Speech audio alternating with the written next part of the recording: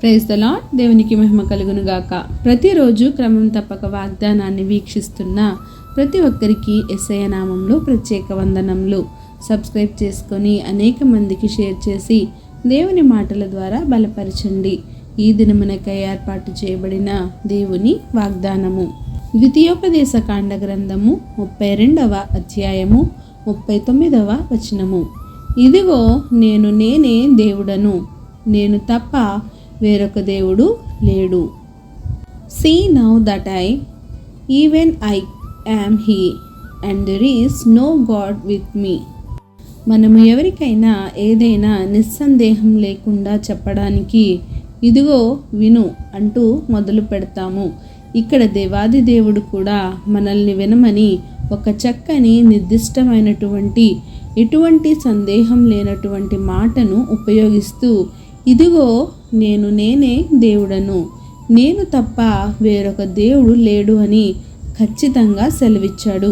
మృతి నొందించువాడను నేనే అంటే ఆయన ఆజ్ఞ ఇస్తేనే గాని మరణం మన దరి వరకు రాదు. బ్రతికించువాడను నేనే. నీవు జీవించడానికి ఎన్ని ప్రయత్నాలు చేసినా, ఎంత ప్రయాసపడినా దేవుడు నీకు ఆయుష్ ఇస్తేనే జీవించి ఉండగలవు.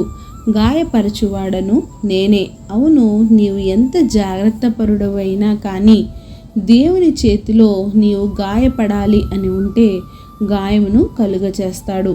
అదేవిధంగా దాన్ని స్వస్థపరచువాడు కూడా ఆయనే. శరీరానికి గాయం అవ్వచ్చు, దేవుని చిత్తం అయితే సమయానుకూలంగా దానిని బాగు చేసి స్వస్థపరుస్తాడు. ఆయన నిన్ను స్వస్థపరచకపోతే ఈ లోకంలో ఏ వైద్యుడు నిన్ను బాగు చేయలేడు. నీవు ఎక్కడెక్కడ తిరిగినా అది జరగదు. నీ మనసుకు గాయము కలిగించువాడు కూడా ఆయనే, దానిని తీసివేయువాడు కూడా ఆయనే. దేవుని చేతిలో నుండి విడిపించువాడెవడునూ లేడు. ఎటువంటి కార్యాలైనా చేయగల సమర్థుడు. అందుకే ఇదిగో వినండి, నేనే దేవుడను, నేను తప్ప వేరొక దేవుడు లేడని సెలవిచ్చాడు. కనుక మరి ఒకసారి దేవుడు నీతో మాట్లాడుచున్నాడు. యేసయ్య తప్ప వేరొక దేవుడు లేడని గ్రహించు. ఆయనకు నమ్మకంగా ఉండి దేవుని చేతిలో నీ ప్రతి పరిస్థితిని పెట్టు. ఆయనను అడుగు, బ్రతుమాలుకో. దేవుడే నీ జీవితంలో ఘనమైన గొప్ప కార్యాలను జరిగిస్తాడు. ఆమేన్. చిన్ని ప్రార్థన. సకల ఆశీర్వాదాలకు కారణభూతుడైన మా ప్రియ పరలోకపు తండ్రి, నిలిచిన వాగ్దానంనకే వందనాలు దేవా. ఎవరైతే ఈ వాక్యాన్ని విన్నారో విని విడిచిపెట్టేవారుగా కాకుండా వారి హృదయగదిలో భద్రపరుచుకొని వాక్యానుసారంగా జీవించే జీవితాల్ని ప్రతి ఒక్కరికి దయచేయండి దేవా. అవును దేవా, మీరే గొప్ప దేవుడు నాయన.